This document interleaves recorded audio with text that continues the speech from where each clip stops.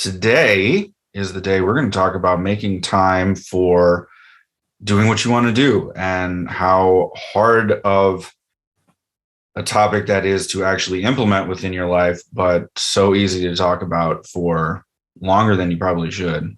But we both really enjoyed this topic, so this will be fun to do a deep dive. So it is way easier said than done. And I think what was interesting about our last episode is we had set off our goals that we were going to do for the next week. And I was like, I'm going to knit up to the armpit, right?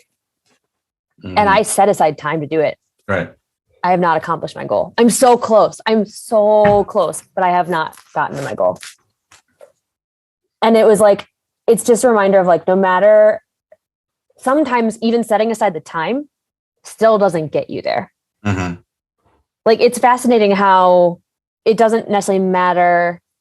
Setting aside the time doesn't mean that you've done the right gut check of like actually how long it's going to take you to do something, especially when you're starting out. Like, I'm knitting aside, like when you're starting out, like looking at my Shopify website, I'm going, okay, I'm going to get this done. And then I sit down and I start looking at it and I'm like, oh shit, but I don't know the answer to this question. And then I've got this question because of this question. And I don't know how to, and then it's like overwhelming.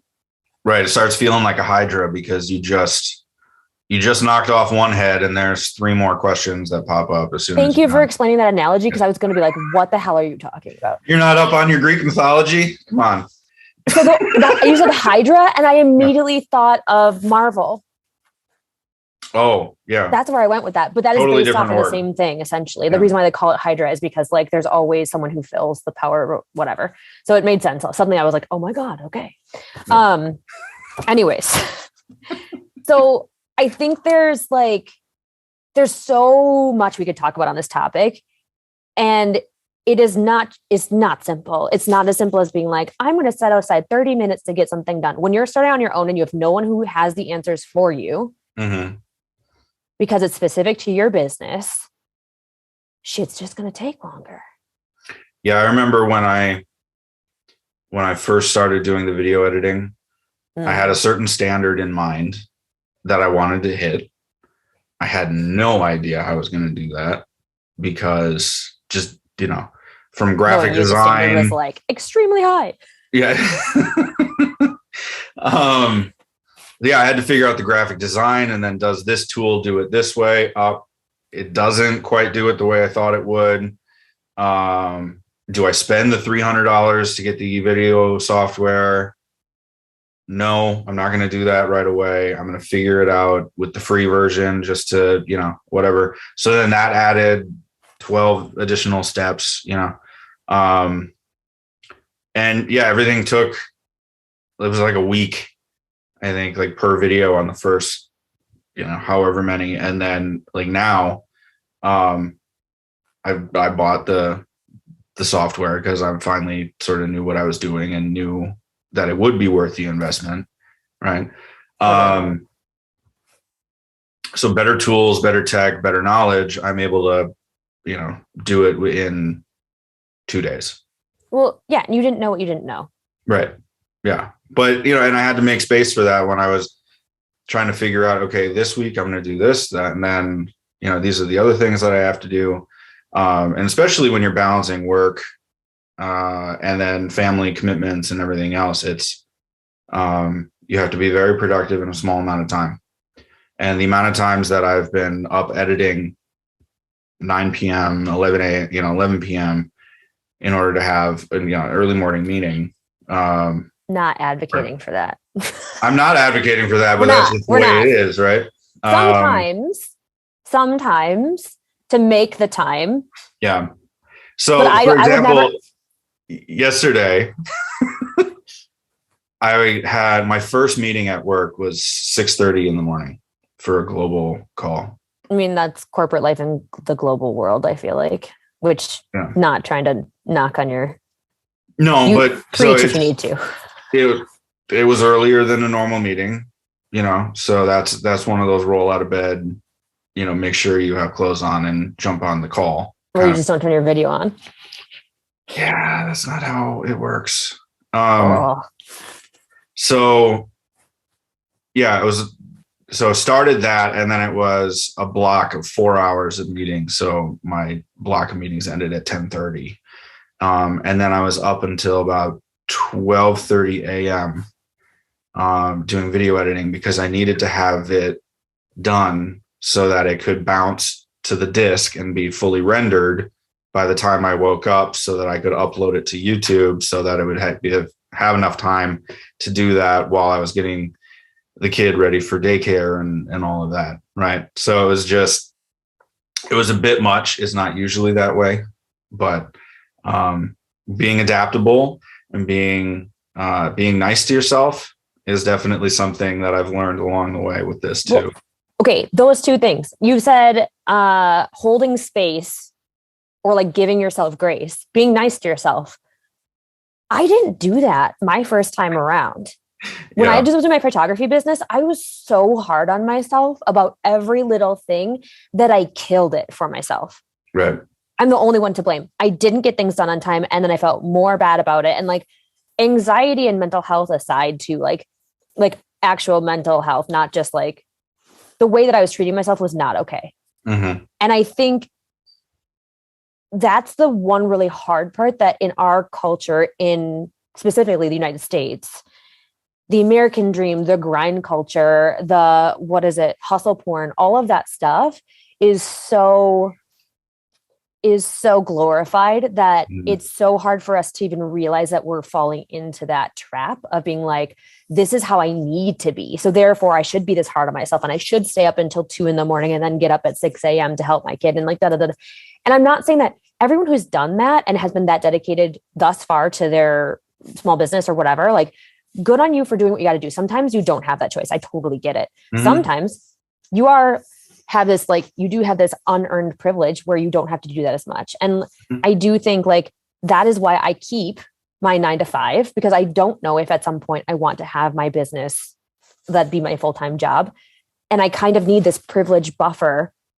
Maybe it's not a privilege. I don't know I need this buffer in order to figure out what the next thing is for me and what makes me happy. And I know what right now it makes me happy is the small business stuff, because I like to experiment, but I also don't want to kill myself telling myself that I'm not doing things good enough and that I need to stay up later.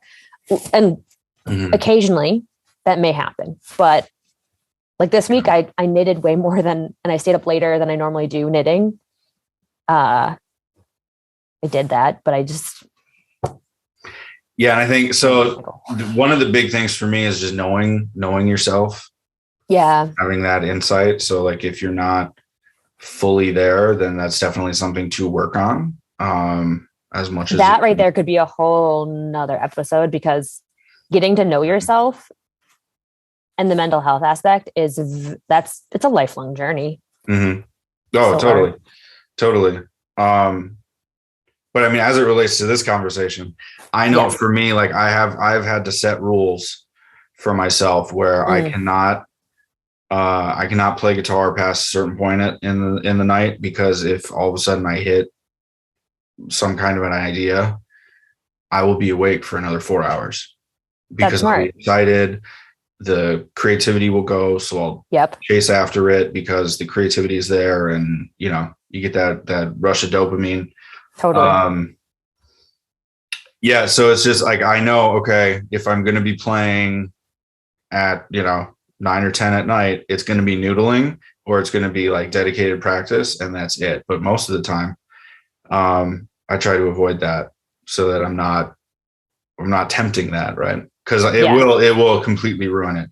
I can't do the super creative stuff really late at night unless I know I have nothing happening the next day, Yeah. And speaking of the creative aspect, I have found I absolutely need to schedule in creative time where I just let myself be creative, and I don't put out a goal. I don't put out like a topic. I'm just like, I just need to be creative because it brings me joy, and every other part of my existence is better and more focused and happy. And actually, even talking about this now, I've realized I haven't been doing this lately, but I went through a stretch where I was doing it pretty consistently, and I've just been so caught up in other stuff. The last like 2 weeks, I've probably been more productive than I have been in, I don't know, the last couple of weeks before that, despite the fact that my daughter was teething and I was up in the middle of the night, because I actually blocked time on my calendar and then got the notification. So even if I like ignored the notification, right, I was like, okay, I did set this time aside to work on, not just the actual knitting, but like writing the pattern or checking up on this or whatever. Right. And it'd at least remind me. And sometimes I didn't dedicate that full hour, but I could at least throw 15 minutes at it. Right. Or I have the same thing for workouts. Yeah. It's like, hey, I have to prioritize my health because it's not something that I'm used to prioritizing. And so, yeah, I have a standing block on my work and personal calendars for now's the time to either actually, do a full workout, do some stretching, read an article or two, right? Just being better informed about, what it is. And just to your point, yeah, taking the time and doing that. Because you won't do it if you don't prioritize it. Yeah, I think that's exactly it. Like, I don't feel bad when I don't do the thing that my calendar is telling me to do, because I'm making the conscious decision to go, this isn't what's going to suit me right now. And yes, I'm acknowledging that I'm not going to accomplish my goal in this way, but I'm forcing myself to make that decision and then be okay with it. Right. And then say, this is fine. This is how I know things are going to go. So it's almost like it's a very in your face, like this is how you're operating type situation. Right. So have you watched the Beatles documentary? No. Everybody's talking about? Okay. So I haven't watched it yet just because it's 12 hours of the Beatles. I'm sorry, it's 12 hours? Well, yeah, it's a Peter Jackson film. So. I will not be watching this. So, but it's interesting watching, it's come up in a bunch of the guitar stuff that I like to watch on YouTube, some of the guitar channels. I mean, for obvious reason. But they were talking about, to your point, the hustling culture and the always be productive kind of thing. Like everybody has fallen into that. And some of the way that people are talking about watching them work in a studio where it's like, there's a guy over there laying on the floor. What are you doing? Like, why are you not there? They're taking chances and sounding awful. They're switching instruments. They're playing different things. They're talking. They're not doing anything music related, whatever.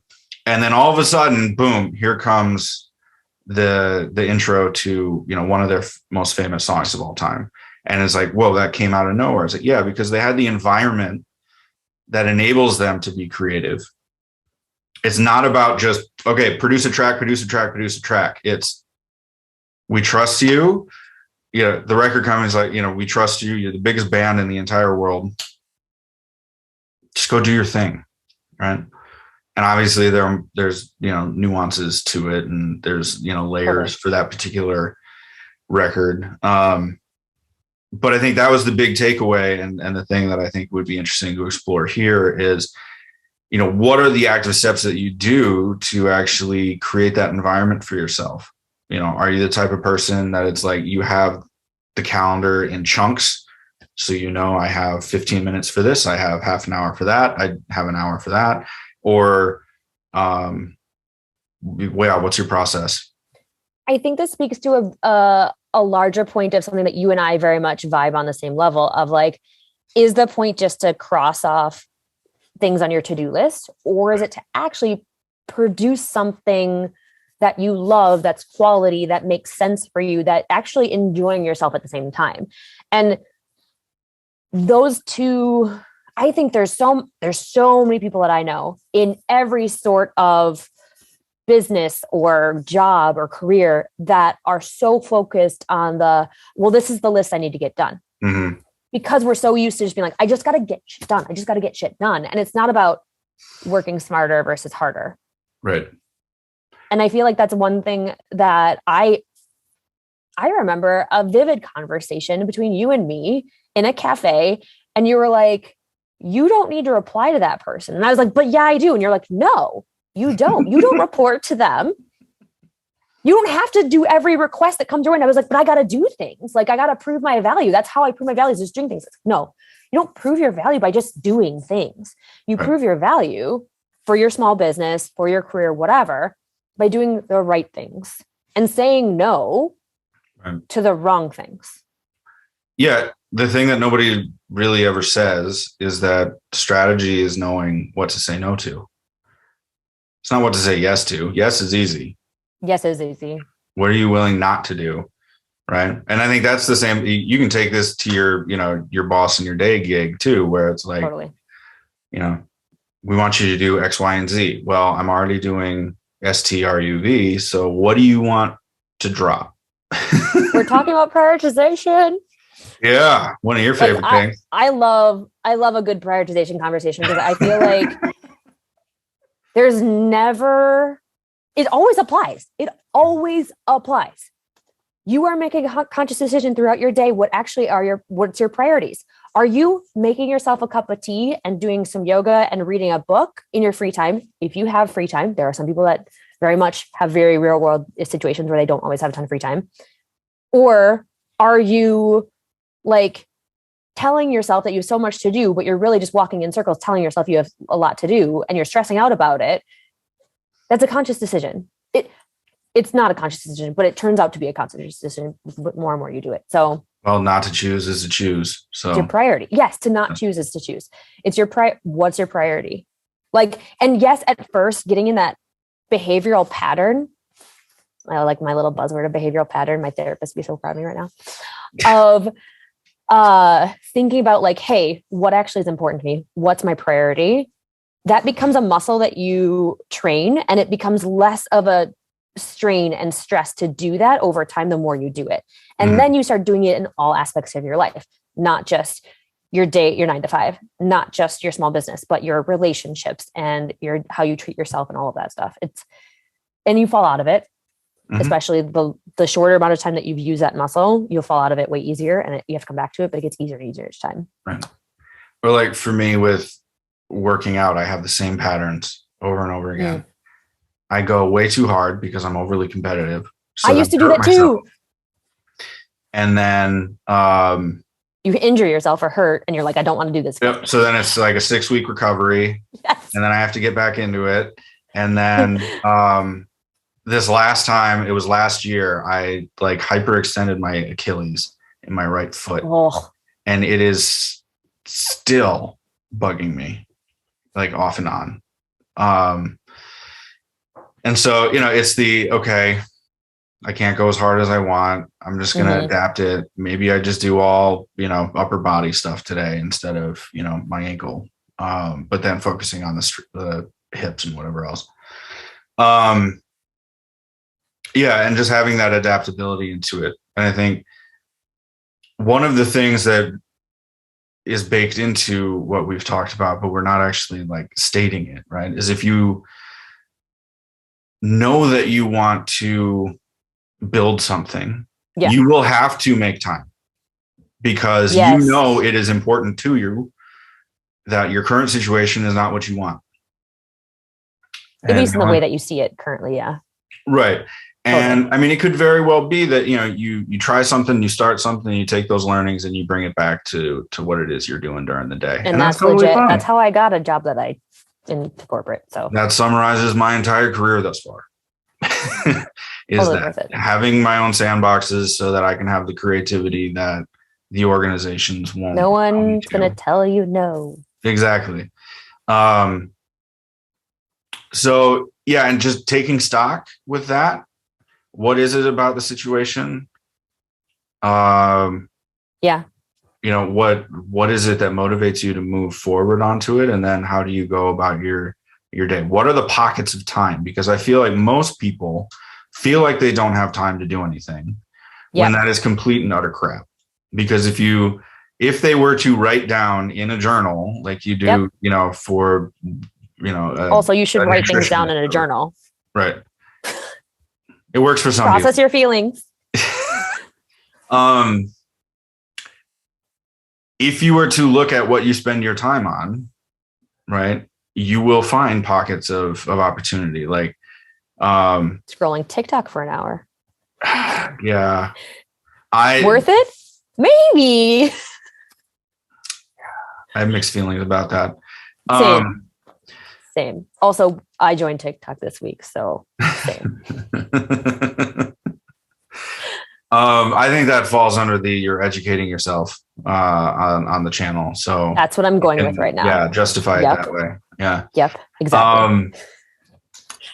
Yeah, but like I have friends who like, oh, I want to do this, but I just don't have time.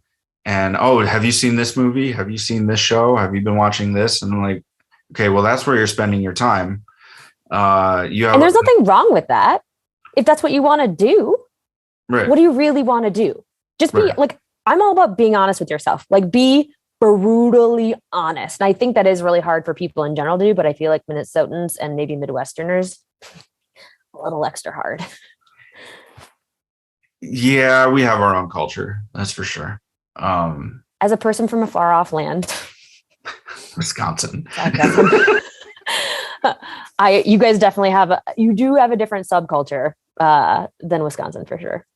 Well, and that's why I always say I'm first gen Minnesotan, because I know, and I appreciate that about you. This is why we get along. Because I don't understand the pure Minnesotan attitude. It's too insular for my liking. And to your point, be brutally honest, right? And stop judging yourself. Like, be brutally honest, but then don't judge yourself. Well, it's the short poppy syndrome. The what? Short poppy syndrome, right? No idea what that is. You have the field of poppies, and if any one of them grows too high, you whack it down. Oh, didn't you tell me this in a blade of grass last time? Maybe. I feel like you used a different analogy last time, but it was like blade of grass. Cut it off. Right. Continue, please. Okay. Yeah, it might have been like tree trimming or something. I was in like a Zen mood that day or something. Actually, if you want a really good New Zealand comedy show, speaking of streaming services and everything else, look up Short Poppies. It's hilarious. Okay. I might. We'll see. It's really good. It's so stupid, but really good. Okay. I totally derailed you. I'm sorry. Okay, so the short poppies analogy, one grows up further and then you cut it off. Well, yeah, it's it's kind of that how dare you think you're special kind of a thing, right? Where it's I've literally had people like say that about other people that they've seen on like social, like, wow, what makes them special? I'm like, literally nothing, but that's okay. Right. What makes them special? They're doing it. What are you doing? You're complaining about it. That's Thank you. And that's kind of how I feel too, is like, nothing makes me special to be sitting here on this podcast to talk to you other than we wanted to do this. And that's all the permission that we need. That's all the permission that anybody else needs too. That's kind of one of the best parts about where we are living in time and space right now. Like, give yourself the permission to do what you fucking want to do. Right. Yeah. And it could very well just be like, hey, I like the conversations we were having over coffee. Let's just have an excuse to do them. Right. I mean, that's essentially this. Yeah. And part of it too was that I've always found with my career thus far, all of my favorite things are either doing presentations like to groups of people, or the classrooms or whatever else that I've done speaking in, or the coffee talks where it's like, hey, tell me about your journey. What are you doing? How are you doing that? If I could figure out a way to just do that all day, that would be a dream. Just like get to know people and like their journeys and whatnot. Yeah. I mean, yeah, we are going to have guests, so that will help. No, I agree. That was probably one of my favorite things at the last place that we worked at together was like, it was expected that if you actually wanted to get your job done, you knew people and you know who to call when things needed to get done. And so you just have coffees with them every once in a while and you would get to know them. And it was great to actually just be like, hey, we're humans and we have lives outside of this. And this is what we find important. And this is what's interesting. And here's my journey and all this other stuff. And you find out all the things that you've had in common with these people that you just never would have before. Right. And granted, this was all pre-COVID. So this was like, we're in a virtual world, which makes it more difficult because you potentially I'm going off on a whole different tangent, but Well, so I think again, it's Give the yourself making permission. time of it, right? The making time for what? So for me, I was so not into asking for help or asking for coffees or anything else. That muscle did not exist in my body when I started out, 10 years ago. I was the one that was nervous to ask anybody.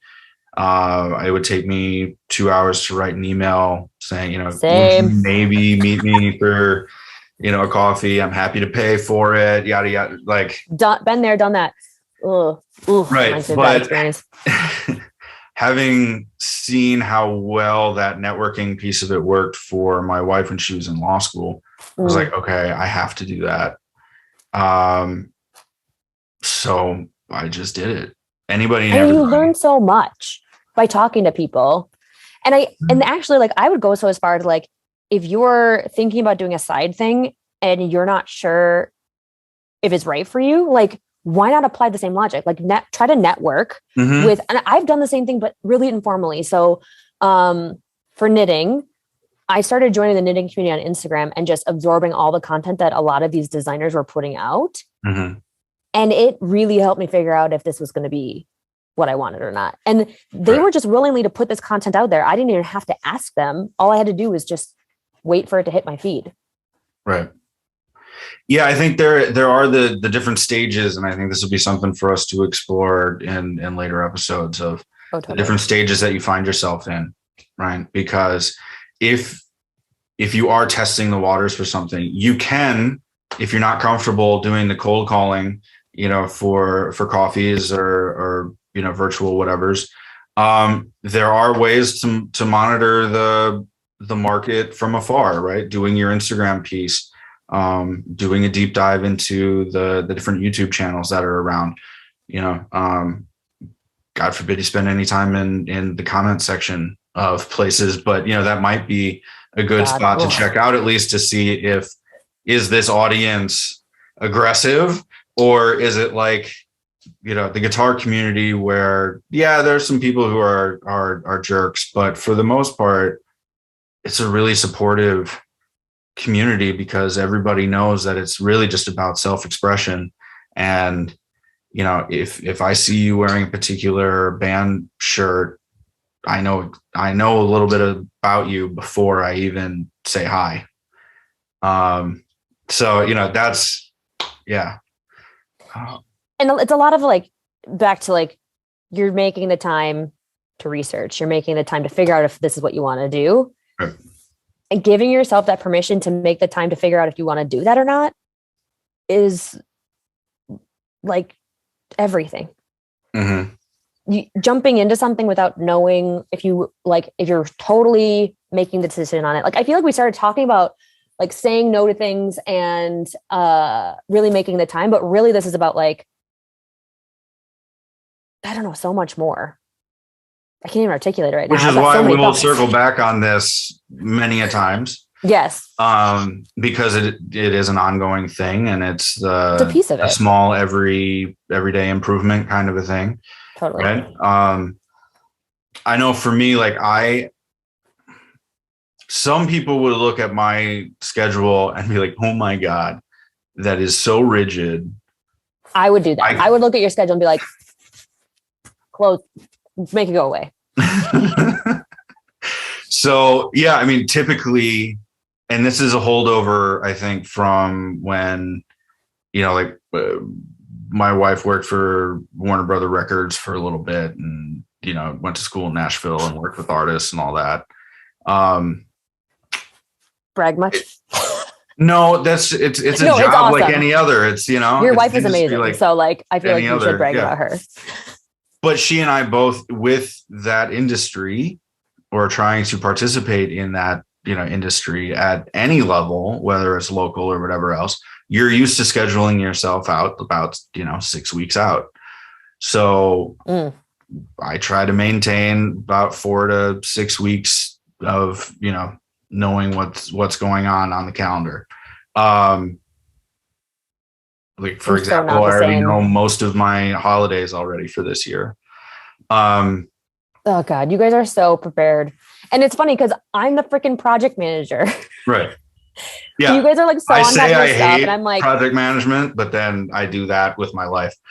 But then, it's the focus. I go to bed pretty much the exact same process every day.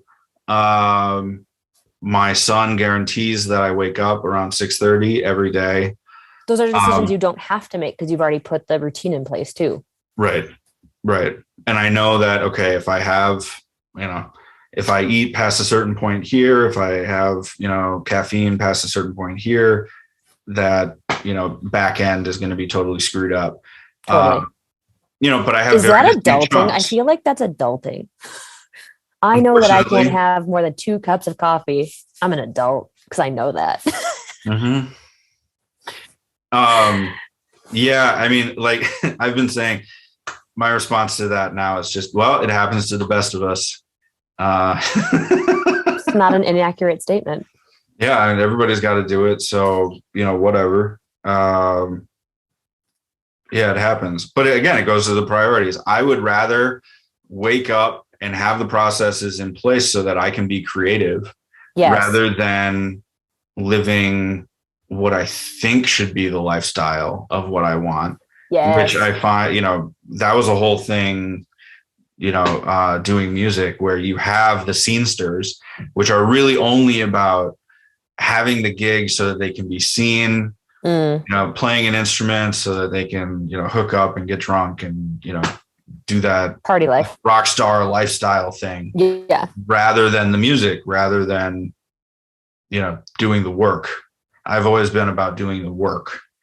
I think that's a part of it too, though. Like when you're making decisions and making the time, you do feel like it's supposed to come easier because you've seen people who are either like that type of like seen people, or the story that you're hearing of the people who've made it in whatever industry looks like they've made it overnight. And you're like, well, how did they get there? Right. And it's literally like, no, they put in a ton of work. If they're actually successful and not just selling you snake oil, like they have put in the work and the time and they've made the time to do it. Mm-hmm. Well, that's one of my favorite stories. In high school, I was listening to about 12 hours a day of Metallica, and I went so deep into the history, the biographies of the guys. And there's one story that stands out to me in particular. And so like 1982, 1983, they did their album Kill Them All, which they got an offer to record that album from basically like a startup record company, mom and pop record company in New York. So they had to drive themselves from San Francisco to New York. And the way that they describe it is, we were living basically, our meals were bologna on hand because they couldn't afford bread. And they lived in one room, basically eating, slices of bologna and doing the music and then going on the road so that they could have some cash and doing that, doing the work. And, every single band that has made it has the van stories, of, the car broke down or, Rob Zombie has a story when he was in White Zombie of the van that they had broke down like halfway to the show. And, thank God for AAA, like all those kinds of things where, you make it work, you show up, you borrow the gear, you do the show. You borrow the gear. I like that. Borrow what you can. If anybody needs yarn, let me know. Because you don't need the big stage production. No. I mean, that would be really nice to have. And that's, you want to get to a point where you can reinvest in yourself to that point. But you have to start playing the crappy gigs, right?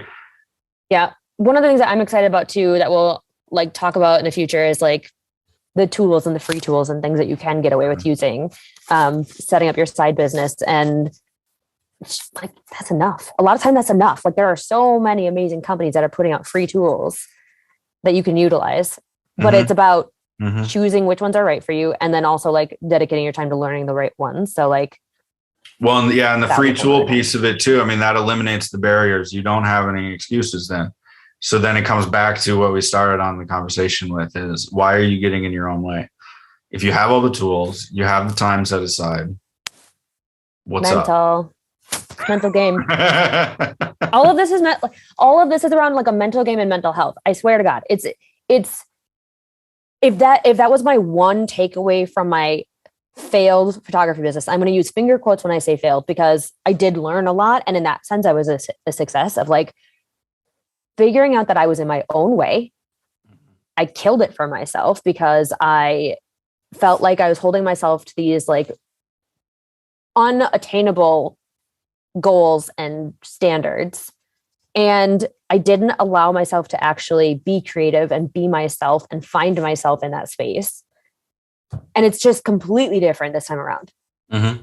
And granted, I've done this like a few times in between as well, mind you. Well, and that's part of the journey, right? Because each time you learn a particular skill set, and you can add it to your resume. Management.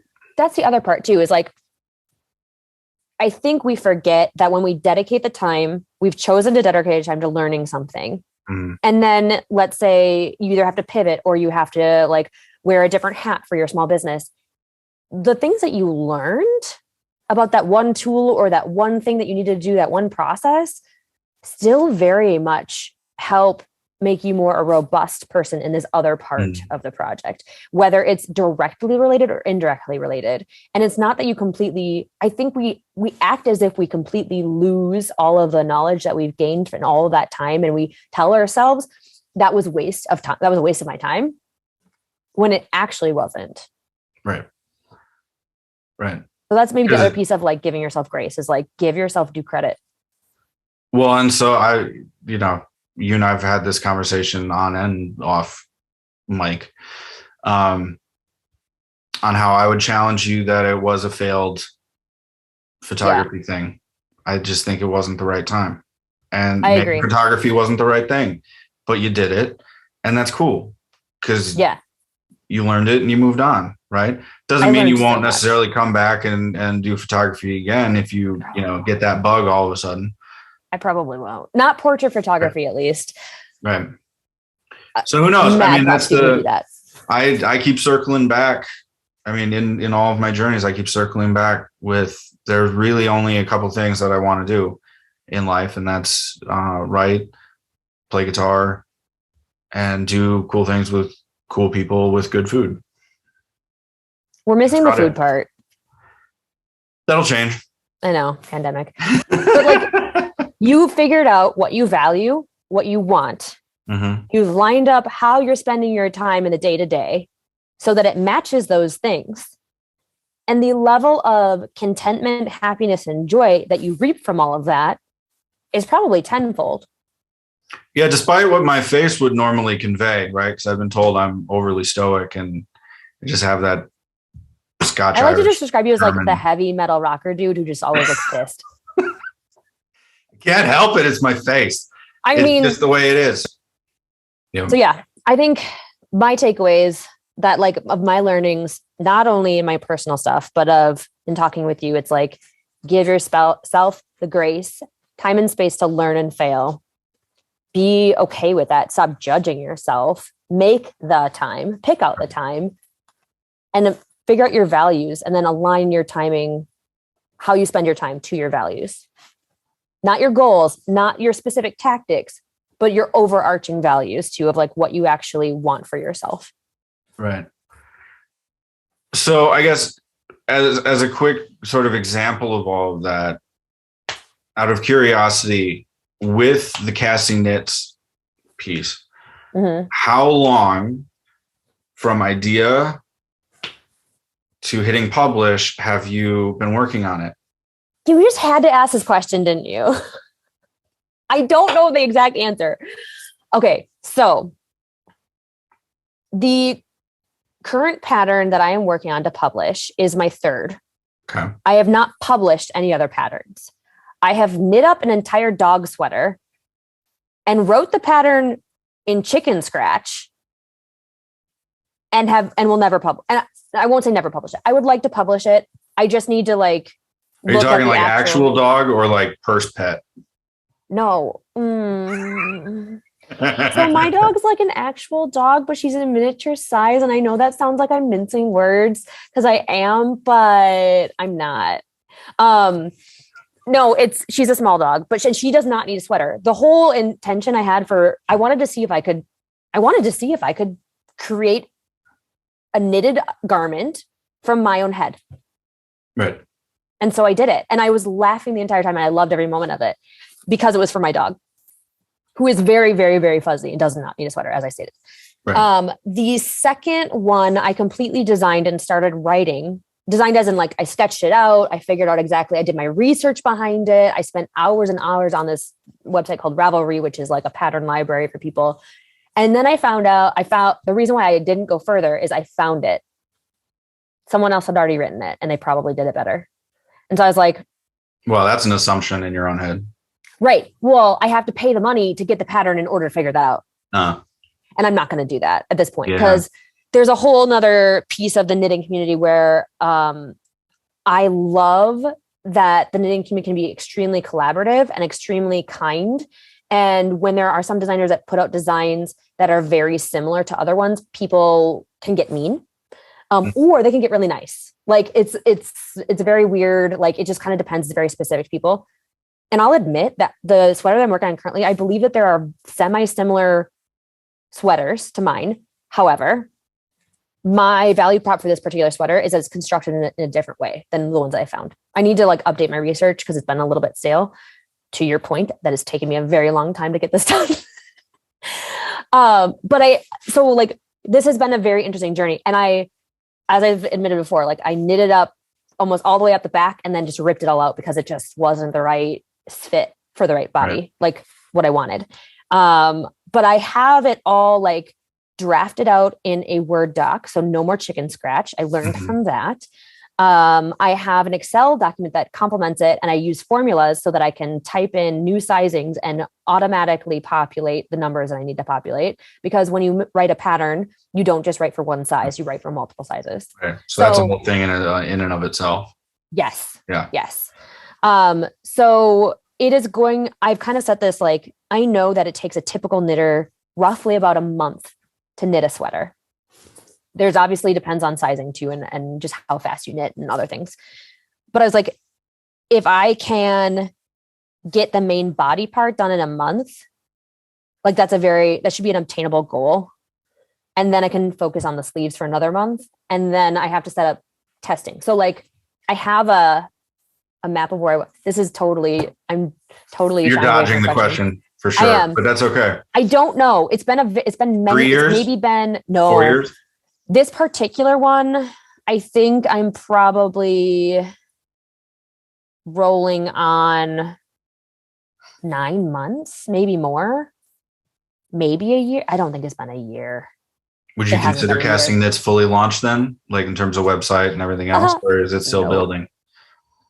It's still building. There's a lot of like little things that I need to my point earlier.